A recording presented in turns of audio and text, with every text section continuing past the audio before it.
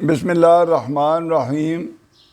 شان محمد کے سلسلہ میں آج ہم ایک نئے سلسلہ کو جاری کر رہے ہیں۔ اس میں نبی پاک صلی اللہ علیہ وسلم کی زندگی کے بارے میں ان کے بہت سے پہلوؤں پہ بات کی گئی ہے۔ ان کے پہلوؤں کا احاطہ کرنا تو کسی انسان کے بس کی بات ہی نہیں ہے۔ کتنی سیرت النبی، کتنی کتابیں، کتنے نبی پاک صلی اللہ علیہ وسلم پہ وہ لکھی جا چکی ہیں، وہ تو بڑی لمبی چوڑی بات ہے، لیکن یہ مختصر میں جو ہے نا وہ گزارش کرتا ہوں شان محمد کے بارے میں۔ زندگی، آپ کی زندگی، آپ اپنی زندگی کس طرح بسر کرتے تھے، وہ مختصر اس کو بہت چھوٹے سے اقتباس میں دیا گیا ہے، تو وہ میں عرض کرتا ہوں۔ ان کی روزمرہ کی زندگی غریبوں اور مسکینوں کی سی تھی، اور انہی کے ساتھ ان کو خاص طور پر محبت اور یکجہتی کا احساس تھا۔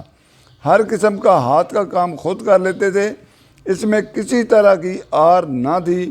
گھر کی صفائی کرتے، مویشیوں کو چارہ ڈالتے، بازار سے سامان خریدتے، پھٹے کپڑوں کو پیوند لگاتے، ٹوٹے جوتوں کو گانٹتے، نوکروں کے ساتھ بیٹھ کر اکٹھے کھانا کھاتے، اور اگر بعض دفعہ کھانے کو کچھ بھی میسر نہ ہوتا تو خدا کا شکر ادا کرتے اور بھوکے ہی سو جاتے۔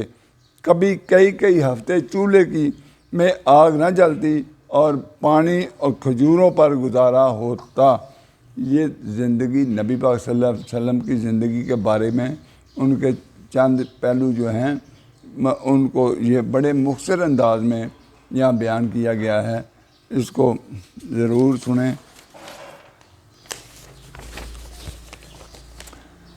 دنیا کا واحد معجزہ، نبی پاک صلی اللہ علیہ وسلم کے حوالے سے دنیا کا واحد معجزہ۔ لفظ محمد کے معنی مجموعہ خوبی اور مخلوق کامل ہے کہ ہیں، اس کے آگے کوئی نقطہ ہی نہیں ہے۔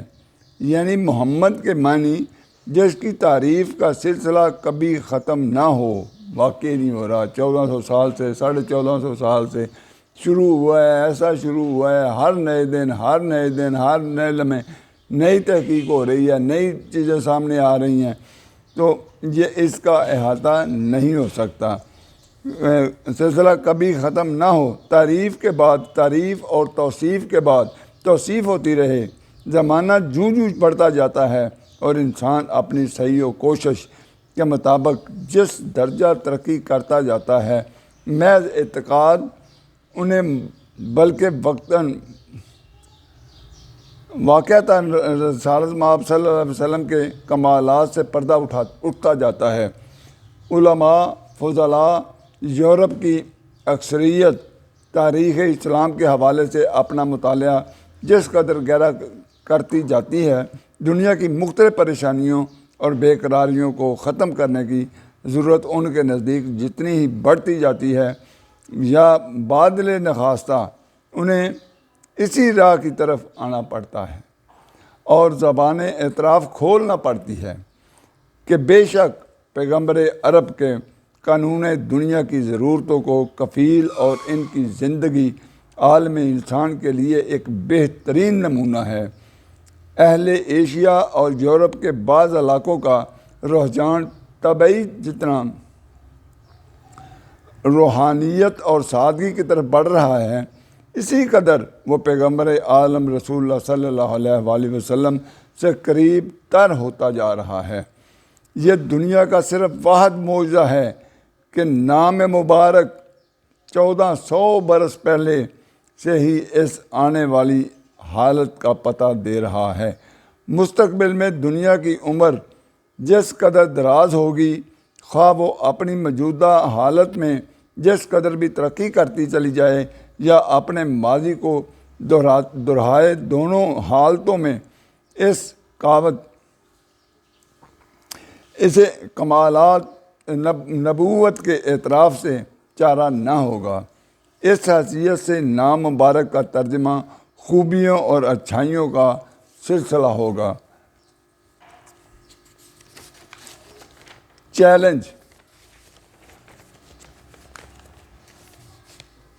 چیلنج نبی پاک صلی اللہ علیہ وسلم کا آج بھی اسی طرح گونج رہا ہے، چیلنج آج بھی اسی طرح گونج رہا ہے۔ کس طرح؟ جب 1400 سال پہلے کی بات ہے، حضرت محمد صلی اللہ علیہ وسلم کی زندگی ضبط نفس، پاکیزگی اور صداقت کا نمونہ تھی۔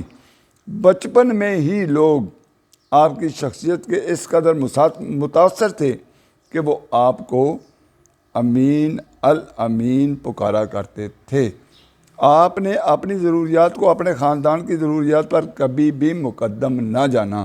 آپ کا خاندان تمام عرب بھر میں موقر اور معزز تھا۔ جب بھی قریش آپ پر اعتراض کرتے اور مخالفت کرتے تھے تو آپ انہیں برملا کہا کرتے تھے، اے قریش، میری زندگی کا ایک ایک لمحہ تمہارے سامنے بسر ہوا ہے، مجھے بتاؤ تو صحیح، کیا تم نے اس عرصہ میں مجھ میں کوئی بھی برائی دیکھی ہے؟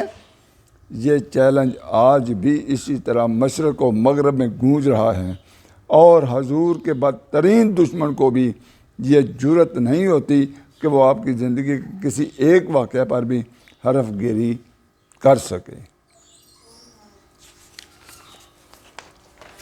سادگی کا عالم، سادگی کا یہ عالم، کھانے میں آن جناب کی سادگی کا یہ عالم تھا کہ آپ کی غذا عموماً جو کی روٹی ہوتی تھی، جو کی روٹی ہوتی تھی۔ اندازہ کریں، دو جہانوں کا بادشاہ ہے، جب غذا عموماً جو کی روٹی ہوتی تھی، اور چونکہ نبی اکرم صلی اللہ علیہ وسلم کے یہاں چھلنی نہیں تھی، اس لیے کہ اس کی بھوسی پھونک مار کر ہٹا دی جاتی تھی، چنانچہ عمر بھر آپ نے نہ کبھی چھنے ہوئے باریک آٹے کی روٹی تناول فرمائی اور نہ ہی کبھی دسترخوان پر کھانا کھایا۔ آپ نے کبھی کسی کھانے کو برا نہیں کہا، جو کچھ موجود ہوتا تھا وہی تناول فرما لیتے تھے، اور بھوک نہیں ہوتی تھی تو چھوڑ دیتے تھے۔ نصف کھجور، آپ اپنے اہل و عیال سے زیادہ اپنی امت کی آسائش و سہولت کا خیال رکھتے تھے، چنانچہ لگان و خراج سے جو مال و دولت اور اشیاء آپ کو موصول ہوتی، آپ فوری طور پر لوگوں میں تقسیم کر دیتے تھے، اور کبھی ایسا بھی ہوتا تھا کہ اپنے لیے کچھ نہ چھوڑتے۔ چنانچہ ام المومنین حضرت عائشہ صدیقہ رضی اللہ تعالیٰ عنہ فرماتی ہیں کہ بسا اوقات 3 روز تک گھر میں آگ نہ جلتی، اور آل نبی 1 یا 2 نصف کھجور کھا کر روزہ افطار کر لیتے۔ کھائیے اور کھائیے، یہ ٹاپک ہے، کیا کریں؟ نبی صلی اللہ علیہ وسلم کے دسترخوان پر جب کوئی مہمان ہوتا تو آپ بار بار اسے فرماتے جاتے، کھائیے اور کھائیے۔ جب مہمان خوب سیر ہوتا اور بے حد انکار کرتا تب آپ اپنے اسرار سے باز آ جاتے۔ یہ بڑے مقدس نام کی، بڑے مقدس نبی کی یہ بات ہے، یہ باتیں ہیں، اور یہ ایک ایک چیز جو ہے یہ اس کی کوئی قیمت ہی نہیں ہے، اس لیے اس کو سنیں شروع سے لے کر آخر تک۔ سننے کے بعد اس کو سبسکرائب کریں، اس کو شیئر کریں، اس کو لائک کریں، مہربانی ہوگی۔ اللہ حافظ، السلام علیکم۔